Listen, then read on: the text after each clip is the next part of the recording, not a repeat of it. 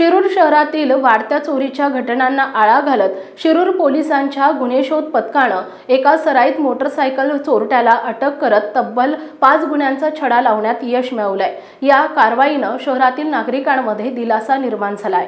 दिनांक 15 मे 2025 रोजी रात्री 9 ते 16 मे सकाळी 6 दरम्यान शिरूर गावातील गुजरमळा येथील डॉक्टर राम मगर यांच्या बांधकाम साईटवरून 65,000 रुपयांचे लोखंडी साहित्य अज्ञात व्यक्तीनं चोरून नेल्याच्या घटनेनंतर शिरूर पोलिसांनी याबाबत गुन्हा दाखल केला होता। या घटनेच्या तपासासाठी पोलीस निरीक्षक संदेश केंजळे यांच्या मार्गदर्शनाखाली पोलीस उपनिरीक्षक शुभम चव्हाण आणि त्यांच्या गुन्हे शोध पथकानं शिरूर शहरातील सीसीटीव्ही फुटेज, तांत्रिक विश्लेषण आणि खबऱ्यांच्या माहितीद्वारे कारवाई करत आर्यन पवार याला ताब्यात घेतलाय।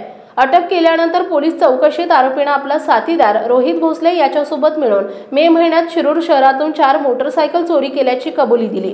सर्व गुन्ह्यामध्ये भारतीय न्याय संहिता कलम 303(2) अंतर्गत कारवाई करण्यात आली असून 4ही मोटरसायकल जप्त करण्यात आल्या।